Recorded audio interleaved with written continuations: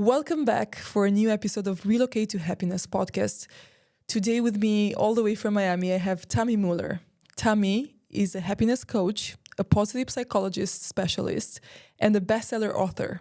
Her book, How to Be on a Diet for 45 Years and Never Been Thin, is a bestseller book in 3 categories on Amazon. But the book is not about diet. It's a practical guide for freedom and happiness. Good morning, Tami. Welcome. Good morning, Luca. Thank you. How are you this morning? Wonderful. I'm doing wonderful. You? Also not bad, I would say. So with every guest that I'm starting, I have usually 3 questions about questions. You want to start? Are you ready? Okay. Ready. Oh, okay. The first one. What was the most meaningful question that you were ever asked? I was thinking about that and nobody asked me that question, so maybe you will. I think the most meaningful question that I would like to be asked is why did they even start the club, the HSA club? Interesting, beautiful. You want to ask me that? Ask me that and I'll give you the answer. First of all, I want to say that Tami and I, to our listeners, that Tami and I, we met during the foundation of the club, right? Yes. So I want to ask you, of course, why did you, you know what? I want to ask you, why did you contact me? And of course, why did you found the club? So I founded the club because I think that today the world is so crazy and it's so difficult and there's so many trouble. And I feel that if everybody does something small, and our motto was the happiness revolution in action, because it's not enough to speak about happiness and it's not enough to study happiness. And I felt that this community that is really spread all over the world, we can each one do little things, and like the butterfly effect, we're going to make the world a better place. So for me, this is really the most meaningful question. Why do something like that? And you know how much work it was. We worked like crazy. We were all volunteers for a year in all those committees. I didn't sleep at night. Why? And I think the answer is because really, I feel that it makes the world a better place, one person at a time. I think you definitely succeeded. Imagine we started from 2 people, 3 people, right? And then the club today has more than 1,000 members in 70 countries all over the world. More. The happiness revolution. What else can you want? More. I remember when we launched, I don't know if you remember, we had a bet. How many people will be, remember? And I said 40 people, and everybody said, you're going to lose. We're not even going to get to 10. And we passed the 40 in the first day. There is a huge need. There's a need from the world, to be a little bit happier. And there's a need from all of us who studied it to bring it out, to speak it out, to do something with it. So for me, this is the most meaningful. You just asked me the most meaningful question. Oh, beautiful. Second question. What was the most intriguing question or crazy question that you've ever asked? So intriguing was really intriguing in an introspective way. So I was asked in one of the TV shows, actually in Israel, by a very famous anchor, and he asked me this question, and he caught me completely off guard, and it was live, and I didn't know what to answer him. So I diverted it, but then I was thinking. So the question was, if you say that you were not happier when you lost those 20 pounds that you say stands between you and the happiness, and you weren't happier, why do you continue to make efforts? Why are you continuing to want it? Ooh. And I just diverted it and I said, hey, let's talk about something else. But then I came home and I was thinking about it, but I need to have an answer for it. And the answer was that it's okay to do both. It's okay to love yourself and be happy and accept who you are and still want to lose those 20 pounds. It's okay not to be body positive. I'm not there. And I think many people are where I am today. So this is my message, is not love yourself the way you are, embrace every cell. No, okay? But I'm saying it doesn't control me anymore. I know who I am. I love my life. I enjoy every moment of my life. And I still want to lose 20 pounds. It's okay. So this was for me the most intriguing in the self, looking in myself and understanding what am I doing really. Beautiful and inspiring. I have like you're saying things, and I have like a lot of things that I want to start to ask you more, but I will just ask you the third question and then we start because we have to talk about the book, right? So my first question is, when are you coming to Portugal? Summer? So I'm writing. I'm ready. I have you recorded. I'm ready. The book was just translated to English. It was written in Hebrew originally and published in Israel. And it's been and then I'm going to probably very soon, it's going to be translated to Spanish and maybe more languages. And I'm going on book tours. I'm going to India. I'm going to Portugal, Mexico. So I'd love to come. I love Portugal. I was there twice. We have a deal then. But listen, talking about the book, I met you like more than a year ago, right? In Lake Como for the retreat of the HSA. Yes. And I remember that the book was just launched in Hebrew and, you were doing like a little bit of PR here and there. And here you are, the book was like translating into English. The book is like a bestseller on Amazon on 3 categories already. Wow, congratulations. How do you feel? Thank you. It feels really good, I have to say. I finally feel that I can tell everyone what I'm thinking, what I'm battling with myself. I can tell my story and help other people, and it's a great feeling. Oh, I wish I could give you a hug. Want to see it? Yes, of course.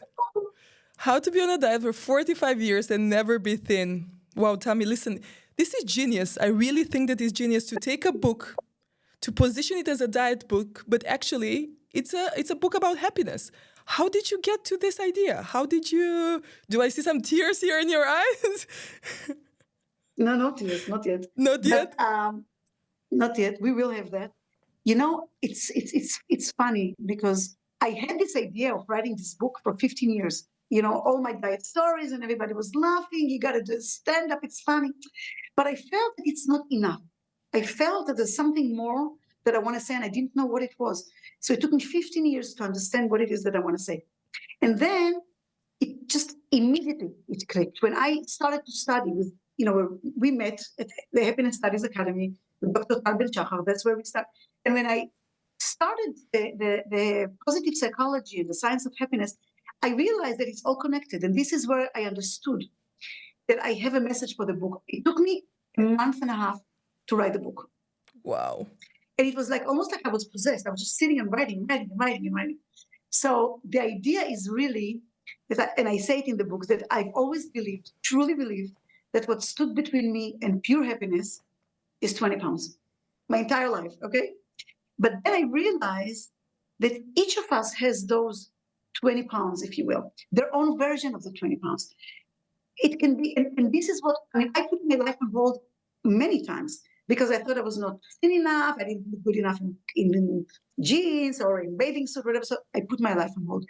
But some people put their life on hold for other stuff. It can be because they didn't find the love of their life, because they're not married, because they don't have children, or they want to have enough money, So we always have this one thing that stops us from being happy. And the book is really about, don't put your life on hold. Don't wait. I call when I do my speaking, I call it, don't wait for happiness. And the wait is WEIGHT. So don't wait for happiness, not about your weight. It's not about your bank account. It's not about your love life. And it's definitely not about your kids' life. So we need to embrace who we are and to set ourselves free. And this is why I called it a guide for freedom and happiness. So 2 questions about what you just said. First question is, did you have that wow moment, when you just realized what you told me, this is not about the 20 pounds, it's it's about something else? It's when was that self-acceptance that you got? No, it is about, for me, it was about. Yeah, but was it a moment? Okay. How did you understand? I don't know. I think when we studied in the Happiness Studies Academy, when we discovered the connection between success and happiness. Remember we spoke about that? Mm-hmm. I think this is when it clicked, that we always were taught that when we succeed in something, we will be happy, right? Exactly, yeah. That when we get to Harvard, we will be happy. That when we get that house, or we get that weight, or when we get that something that we succeed in, we will be happy. But we know that when we get to that point, what happens? You have another thing. Bar. So exactly, and this is what we call hedonic adaptation. And when I studied it, finally I realized that we always waiting for something external to happen for us to be happy. But you know what? I'm already happy. Most of the time, we're already happy. So, it's not that I don't want to lose that weight anymore, but I understand it has nothing to do with my happiness. And I understand that it doesn't control my life like it did anymore. Exactly. It's not a condition. No. So it's nice. It's nice, but it's not like it's not a barrier for your happiness. So my second question is, right. If I tell you now, or what would you tell to anybody that if they tell you that the way that I believe that if I lose now 4 or 5 kilos, or I don't know how much is like 12 pounds, right? Something like that. If I lose them, this will be my sure way to happiness. What would you tell to what would you tell me, and what would you tell to somebody else? So I can give you another example of friends that when I do my when I speak to women or to people, I ask them, what is your 20 pounds? And I make them think, what is their 20 pounds? And one of them said, I'm not married when I have, a partner. And I asked her, you were married before? She says, yes. And I said, and were you happier? No. So it's like me. I didn't call the book How to Be on a Diet for 45 Years and Never Lose Weight. Yeah, I have lost the weight. Were I happy? Was it? Yeah, but it was short-lived. So if you ask me that, I'll tell you, yeah, you probably have a little spike in your happiness, and you'll put your jeans and you'll tuck your shirt in and you'll feel wow. But then what? But then you will want something else, and you will want something else. So this happiness is short-lived. Mm-hmm. We're talking about long-term happiness. If we're talking about really embracing who we are, you can continue to try and find a husband. You can continue to try and lose weight, but your happiness does not depend on that. Amazing. Beautiful. Listen, I have like a paragraph here from your book that I really, really liked. And then, of course, I have a question with it. So you said, over the years, I tried everything: diets, pills, injections, liposuction, and even a mini tuck. But no matter what I did, I never felt satisfied. I tried every diet imaginable. Scarsdale, Atkins, no bread, only bread, cabbage soup, high protein, ketonic, the 4-hour, the 17-hour, paleo, muscle builder, hypnosis, and sugar withdrawal. Enough already. I'm getting tired of writing, no dieting. Tami, are you on a diet today? Nah. So first of all, I want to tell you, Luca, that the fact that you cannot even say the name of those diets means that you're a very happy person, okay? Because everybody else knows how to say Scarsdale, blah, blah, blah. You're a happy person. I have a story I will tell you after. I'm not on a diet. The word diet is out the window. I am watching what I eat. I am on the Ozempic. Not the Ozempic, the other one, Mounjaro. Ozempic didn't work for me. And I did lose 10 pounds. Wonderful. Am I happier? Yeah, I kind of am, but I know that this is not happiness. Let's not confuse the word happiness with the world. It's nice, but I'm happy because of the book. I'm happy because of what's happening now. This is why I'm happy, not because I lost those 10 pounds. So I'm not on a diet, but I believe that losing this weight makes me healthier. I think it looks better. So I'm trying, I'm watching, but I'm not obsessed. I really am not obsessed with it. I just put in my coffee, I usually have black coffee. I just put half a teaspoon of sugar and some milk. I'm like, okay, big deal. Let's get into perspective, right? Big deal. Here. I remember in the book also you were talking about when you were eating the cheeseburger, and you're like, of course I'm on a diet. I'm always ready for like a new event or something, right? So I'm never ready. I'm never ready. If they told me there was like a class reunion. I'm not ready. I have to start testing. Or you tell me that I have a wedding. I'm not ready yet. There's always this thing that I'm thinking, okay, next year, or when I'm 30, when I'm 40, when I'm 50, when I'm 60 for sure. You still have that little black dress with the label that you want to wear? Yeah. You want to see it? It's there. Yeah. I also have a few. I actually have a few, the nostalgic piece of clothes that you have in your in the closet, right? And you're like, of course, how can you give it? It's my high school dress and it doesn't fit me at all. But like, I have it there because one day. 7th grade. So, but listen, I wanted to, you said something that I don't know about the diet. So I also tried a lot of diets. And the latest thing is that I'm going to a place here is like called Body Concept because I'm going to the gym from time to time, but there's not something that I want to. So I went and they offer me like a package of things, of trial treatments. And they said they're giving me for free 2 sessions just to try it. And I don't have to pay and then I will decide. I tried 2 of them. I think one of them was something with very cold, like some very cold pants, like Creo. Oh, the ice pack? Yeah, like yes, yeah. Creaky. So that was the first thing. I was like my teeth were like I was freezing. It was during the winter. I almost cried. Like I was supposed to be 20 minutes. I told him, listen, maybe I'll come back in the summer. And then the second one was they put me like some electric like pedals or something, and then the muscles were jumping, and then I called them. It was like my legs.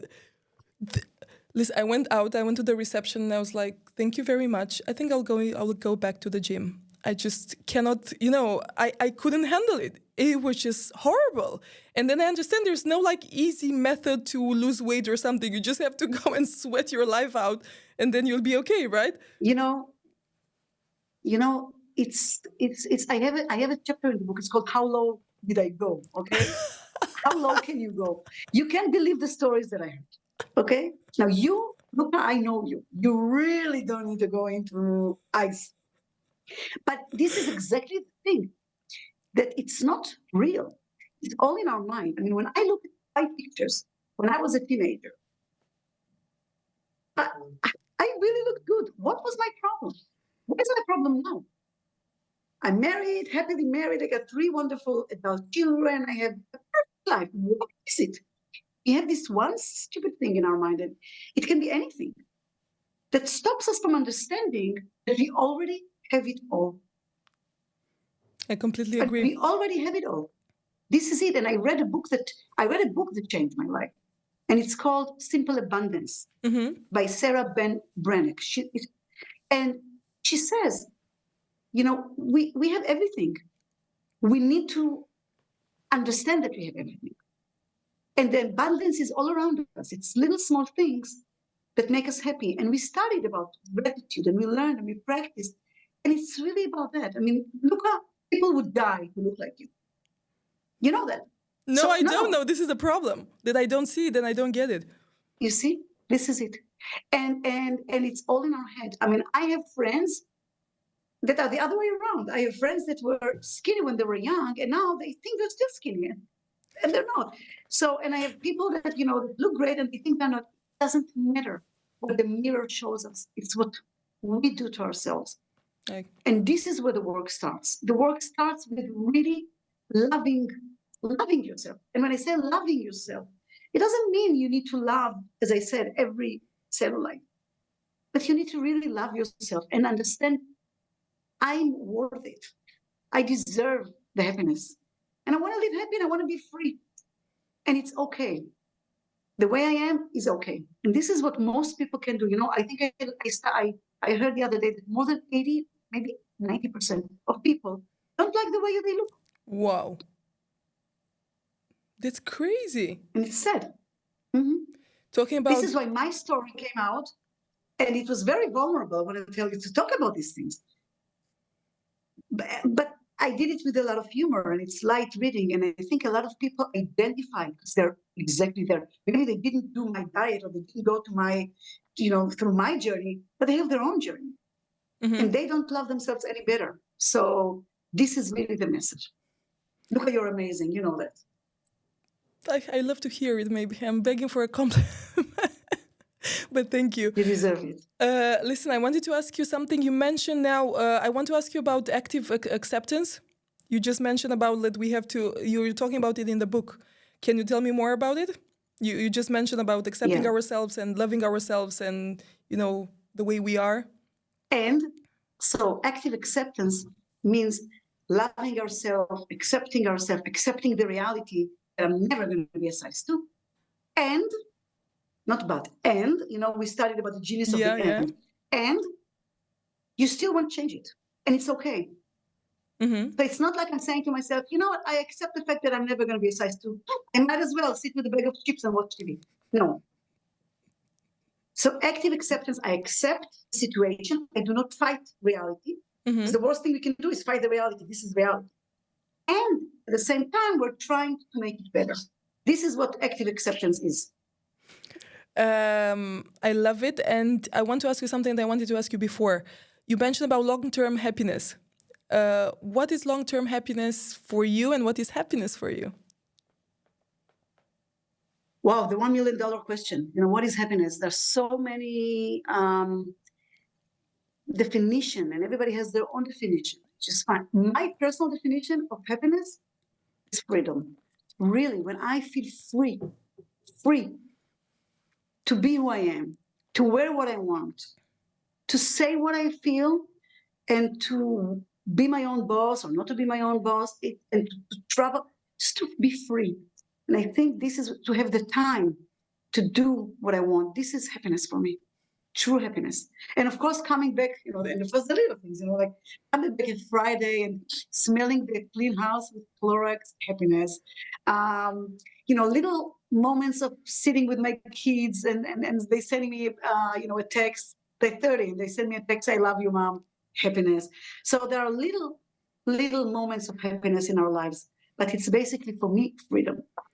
I agree. I had a guest here in the studio and the same thing, you know, we're talking and I'm the one asking the questions and I was not expecting. So he's like looking at me and it's like, but wait, what is happiness for you? And then I was like, you know, my kids, like I was mumbling for a second. It's so easy to make me happy. On the other hand, when somebody's asking you, it's so heavy.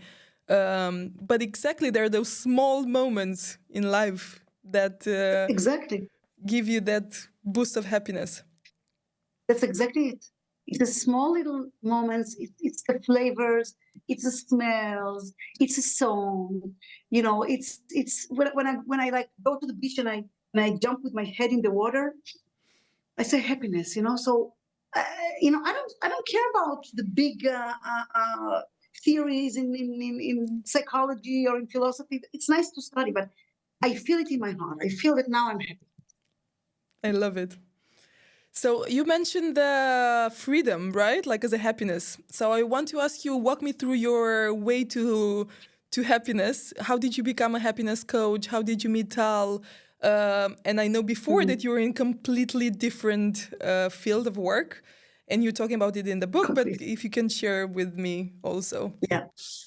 So just a little bit, I was born and raised in Israel. I've done my army service, military service in Israel. I went to the university. I studied economics and I did a master's degree in business. And I was always in the business world, you know. And then I came here to the United States because my family was here. And I went into the family business. When I came here, my father was 59 and he's suddenly passed away. And it was shocking. And we stayed with the business. And also, when it happened, I realized that we can be here and the next moment we're not here anymore, forever. And it was such a shocking thing for me because he was young, you know, and healthy. And how old were you? Had a heart attack. I was 34, maybe 35. Mm-hmm. And I was very, very attached to him. And I always thought, oh, when my father dies, I'll die with him. But I didn't, you know, and we continue. Something started in my head to say, there must be something beyond. We didn't come to this world for 59 years or 60 or 80. There must be something, you know, and I started reading and I started studying and I started getting into it. What is the reason? Why are we of that? It took me many, many years. It took probably 25 years for me to 20 years. to actually do something about it. And then one day I was sitting in a funeral here in Miami, right? In Miami, somebody from the community who passed away, and they spoke in the eulogy. They say how what a wonderful man he was and how he helped other people in their lives. And I'm sitting there and I'm thinking, what are they going to say about me? Wow. What are they going to say? That I was a marketing genius, And then I realized that I really need to make the change. So I started looking, blah, blah, blah. And then I came across Happiness Studies Academy, Dr. Pavel Chacha, and I tell the entire story in the book. And that evening I went to a party and he was actually there. He I came read out it, of yeah. the screen to my party. What were And the I felt, chances? okay, yeah. And he doesn't even live here. He lives in New York. So we were thinking, okay, this was meant to be. Like we say, this is Basher meant to be. And then I started studying, and that's it. And it was very difficult for me, almost like coming out of the closet to say, I'm a happiness coach now. It's like, what? What's that? What's that? It took courage to come up, everybody I know, and say, yeah, now I'm a happiness Good coach. luck. Yeah, but I did it, and I'm very happy that I did it. Oh, that's so beautiful. And how did you take the decision to, I know you're from the club, right? So you were studying, you finished the course and everything, and then you took the decision to make the club. How did it all come together with the business world, right? Connected. Because when I graduated, I realized that a lot of us want to do something in their businesses with what we studied, but they don't know how. They didn't know how to take all the material that we studied and bring it out. We also didn't have a community. Remember, it was online, so there wasn't a community. Some people were talking online, but we never met, and it was. I needed it. I miss it. So I said to Tal, I called him and I said, I have this idea. What do you think about doing something like that? And he said, I think it's a great idea. Why don't you do it yourself? And then I remember it was summer. I was in Israel and there was one of the webinars and he put me on the webinar and he said, just ask the people here what they think about it. I was and on that I don't know webinar. if you were there. You were there? Yeah. And they were like, and I said, really shy and like, I had this idea. Do you want that? And if you want to do it, if you want to help me, then just shoot me an email. This is my email address. I came home. I had 100 emails. Wow. So I realized people need that. People want that, and it was a very long, I didn't even know what I wanted, but we all worked on it together, So I took Iris, who was my vice president then, and together we co-created it. And then I got you guys, the volunteers, the committees, the structure, and slowly but surely. Wow, those calls, the long, remember the 3-hour call? And then I know. This is between us. But Inside jokes. Now it's going great. great. The jokes. But I would go to sleep with you guys and I would wake up with you, and it was my entire life for a year. It was so consuming. That's why after a year, I had to step down from being president because I needed to concentrate on my book. But those were the most beautiful days. We started something new. We all had this spark in our eyes. And look, now we have the one-on-one, the meetings, the retreats. They happened like what? They're happening now twice or 3 times a year. I'm actually going to the next one in New Jersey, and we went to Como. We met together, and I went to Cartagena. So people want people. People need a community. Like face-to-face, in person. Of course. We need that. We need the hugs. I completely agree. Tell me, Tami, what is to live life authentically? You were talking a bit about it in the book. I don't know if I live authentically. I'm sure that sometimes I don't. I'm sure that sometimes, I'm still not a free bird. I still sometimes think, oh my God, if I wear this, I need to tuck it in. I need to, what do I look like? But living authentically, because also don't forget, after you pass 60, you really start thinking differently. So for me, living authentically is love what you are, is trying to be really, trying to fit in with people and be nice, but don't cancel yourself. You know what I'm saying? Be who you are, not in a mean way. When I say be honest, it's not like I have to tell you, look, those glasses, they don't really look good to me. That's not what I mean. You didn't ask me. So when I say living authentically means to really love people, to give them compliments, to be nice to them. But at the same time, love yourself, and be true to your values. I think when you know your values, and we each have different values. When you know what your top value is, you know how to behave. And it's And you easier know for how to be you. authentic in your life. Yeah. This is where I think it starts. You need to know what's important for you. Well, noted. And live by that. And don't wait till you're 60. You can. This is why I wrote the book. You can do it when you're younger. This is why I'm taking notes. When I'm about to turn 40 this year, and we talked about it that I'm freaking out, so I'm taking notes for the 60. But I want to tell you that 39 for me was a major crisis. It didn't help me here, like listening to you saying that, but 40 was perfect. So it gets better? 39 was it. Yeah, when I turned 40, I'm like, wow, I'm free. I'm free. I don't have to free up cave into peer pressure. Wow. I know it started at 40. It's better at 40. So okay. Something to look forward to. A few more months and then Listen, I have to say that if I think about myself and if somebody would ask me 3 people that inspire me the most in life, you would be one of them. I remember that I called you. Now the tears are coming. I remember when I called you at the beginning of the year and I said, I wrote you a message. I said, Tami, let's talk, let's catch up. It's like, how do you do it all? You do those challenges and the webinars and the classes and the everything. You're so inspiring. How do you do it all? I don't do it all, Luca. Love is blind. I do. It looks like you do it all. And I think I do it in my own pace. And I do it for myself. So sometimes I wake up in the morning and by 6 o'clock, I'm already, writing. And then by 10, I would go to the beach because I live right across the beach. And then I come back and I would take a little nap. And I would keep working until I don't feel that it's work. It's not work for me. We studied about Ikigai. We studied about what is the people in Japan in the blue zone. I forgot that. Okinawa. They invented Ikigai. And what is Ikigai? Ikigai is you have to have 4 things, right? So when you do something you're good at, something you love, something that the world needs, and you can also live out of that, you're in Ikigai. It means you never work a day in your life. Whoa. And you never retire. That's why you never really get old. So for me, I feel that I found this place where I don't feel that I'm working. If you ask me, to go to the gym or work out, it would kill me. So I don't do it all. I do what I want to do. That's amazing. So how did you find the pace? I work with my strengths. Yeah. Wow.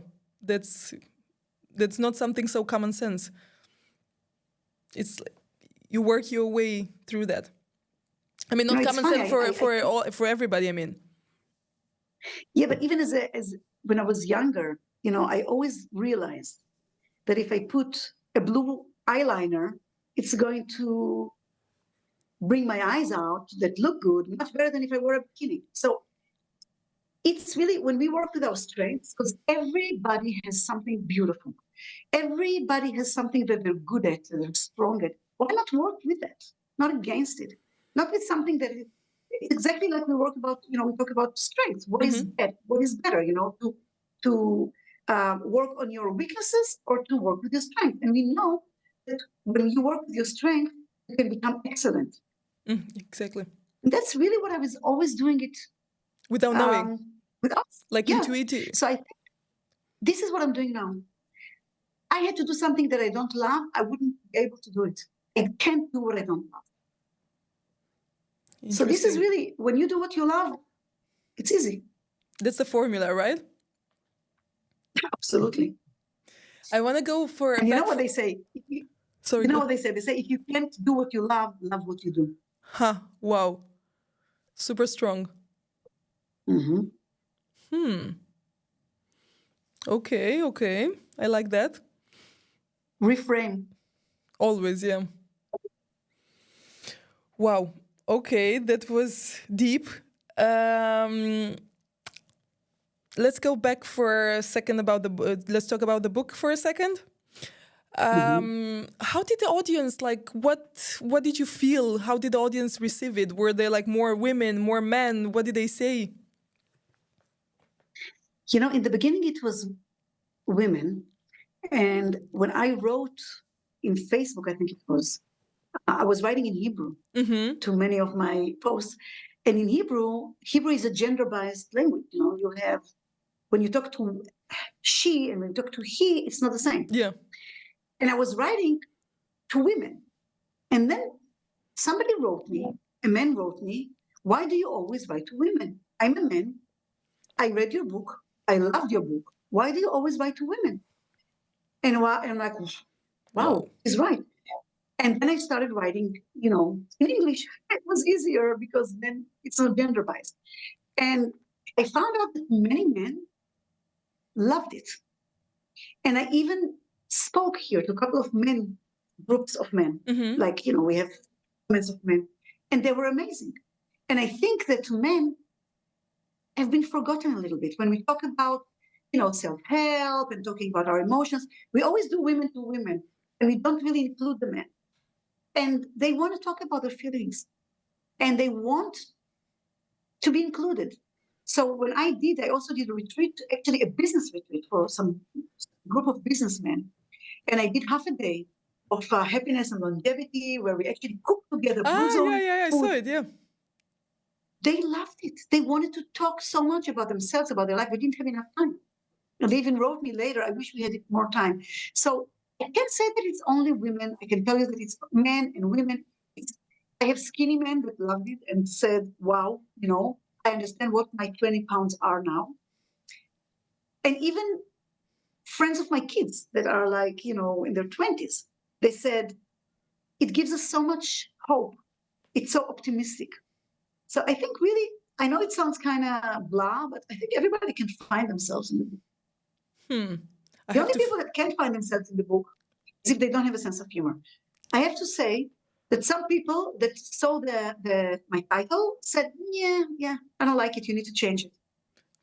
There will always be people that they will say they won't like it. You know that. This is the idea that you have to know, like, on what to focus. If you don't like the title, you're not going to like the book. So that's fine. Can't please everybody all the time. Exactly. Yeah, completely. And I think it's like the secret is not to try to please everybody and to be like that person, like, how do you say, people pleaser? It's like so wrong. People pleaser. No. It's like one of the barrier of happiness, I think. Yeah. Always well-rounded, even in the business world today. People, HR don't look for well-rounded, they look for people with specific strengths, people that are good, very good at something. I mean, they shouldn't be terrible in the other thing, but they should be, the well-rounded, the one that have everything kind of the same. Maybe it's good. I'm not like that. I think that it's not so good, but it's a very interesting topic. I want to ask you something else also about the book. And then I will, because you mentioned the 20 pounds. And I think we touched about it a bit at the beginning, but I want to go back to it because I want to make it clear for the audience. You said each of us has our own 20 pounds, the one thing we truly and sincerely believe that stands between us and pure happiness. So my question is, how can each one of us can actually identify those 20 pounds? What is yours, Luca? The 4 or 5 kilos to get in the high school jeans. Even more, I think. You're not serious. I'm serious. I really think that if I lose like now 4 or 5 kilos, my life will be like perfect. So how do you identify? It's very easy to identify. You go to sleep with it, you wake up with it, you think about it at least 300 times a day. I mean, it's not something that you need to search your soul. It's something that you know. I mean, if I ask somebody what's your 20 pounds, immediately they know. Really? Yeah. Yeah. I mean, people would tell me, when I finally get married, Or when I finally get a divorce, I can't stand my relationship. It's something that is always with you. Wow, interesting. And how can we be more aware of, like, how can we beat the statistics, or how can we beat the little voice in our head? So my question to you is just like the question that I asked. You were 4 kilos less, right? Yeah. Were you really happier? I don't think so. So I got it. You caught. continue to work on it. You don't have to go to wear those crazy pants and do crazy things. Continue, be healthy, eat good. I mean, let's not obsess about food. Food is. I just brought an article to the Jewish magazine here about the connection between food and happiness. Food is happiness, is nourishing, is comforting. I love to cook. I do cooking classes. You don't see my table that I'm sitting right now. I have a table for 12 people, always open in my house. When you enter my house, there's a dining table for 12 people. Because food brings us together. It's true. And it's important. And, and when people are obsessed about not having a carb, not having a tomato, not having a whatever, it's what a waste of life. So enjoy your life. Enjoy, savor food, eat mindfully, enjoy every moment, love yourself. Okay, you will lose the 3 kilos, or you want to lose the 3 kilos. Now you know that your long-term happiness is not dependent on that. Do you? I do. Between you and me? Yeah. So active acceptance. But I still want to lose them. Yeah, active acceptance. I still want to lose too. But I'm not obsessing. Yeah, I get it. Like, I see the difference. It's not me, easy. It reminds me, a friend of mine told me that story, and it goes exactly with what we're trying to say. You know the movie Beautiful Mind? Remember the movie Beautiful Mind with Russell Nash? Crowe? And yeah, with Russell Crowe. And it's a true story, about Nash, who was he won a mathematician. So, and he had demons, and he had schizophrenia, and he was hospitalized, many times. And they asked him because he was hearing voices all the time, seeing faces and hearing voices. And they asked him in the movie, so what? You don't hear those voices anymore? And he said, I still hear them, but I don't answer them. Wow. Like, you let them speak, but wow. Of course I still hear them, but they don't control my life anymore. Beautiful. And that's the best I can hope for. And this is, I raised my point when I said that you are one of the most inspiring people I know in my life. Oh. I'm serious. Lucas. Tami, I'm about to have like some tears. Listen. Okay, what's next? Okay, what's next? No, I didn't want to to create like a crying moment, because I have like makeup on and I have the lights here, and I have a lot of camera around me. And people will think, oh, Luca is crying.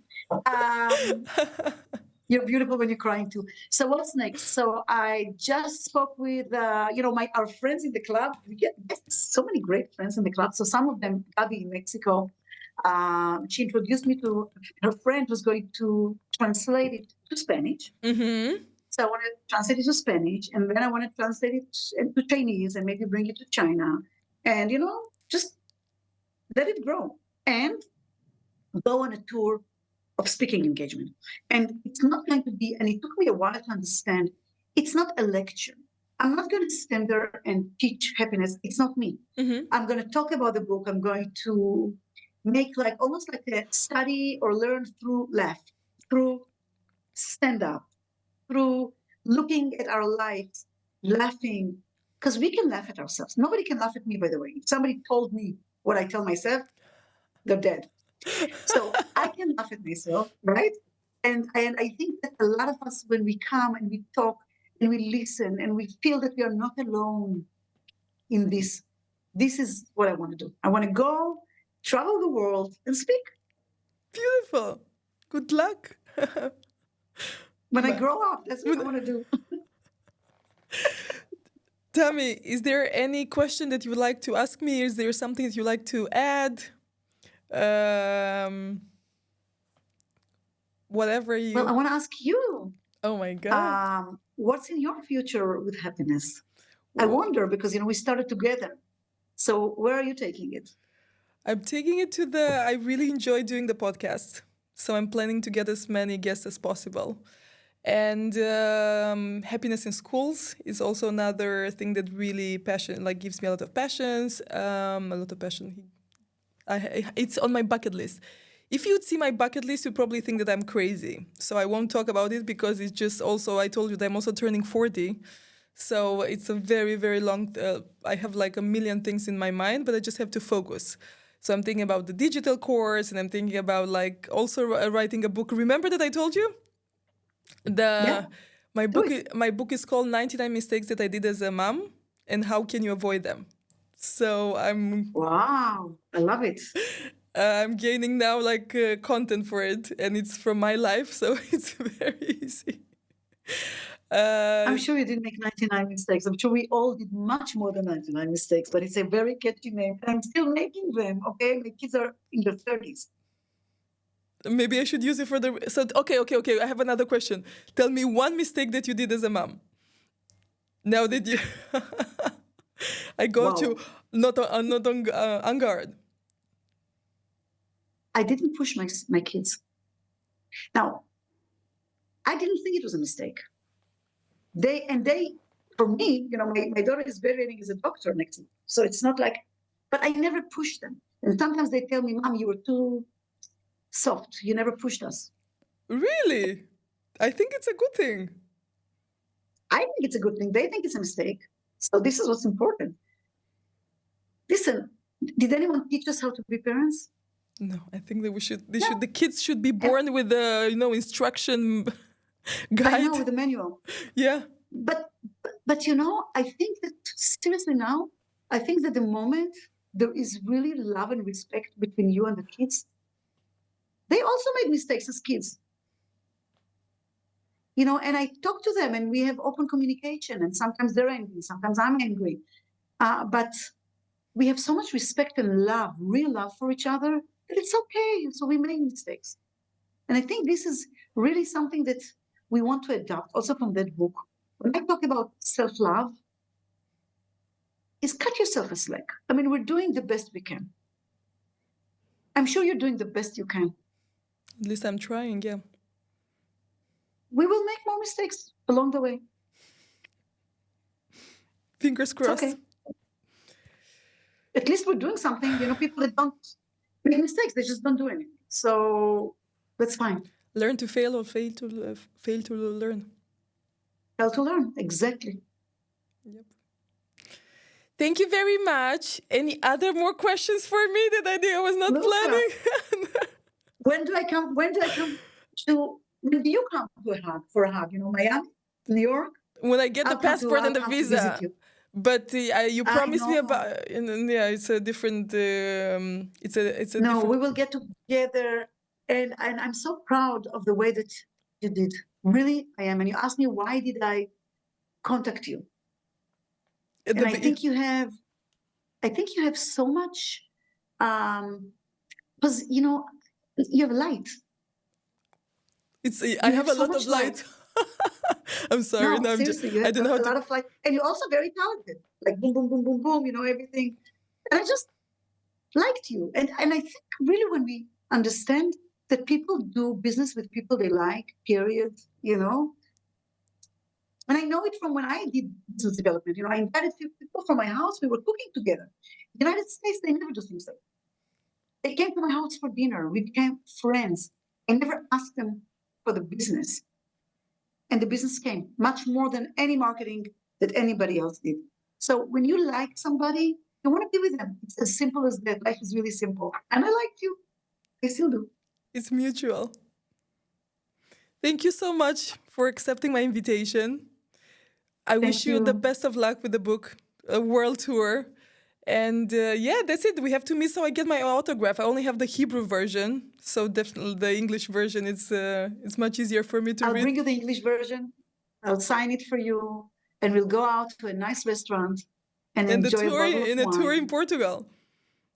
Yeah, and we'll just enjoy our life. Amen. Thank you. Thank you.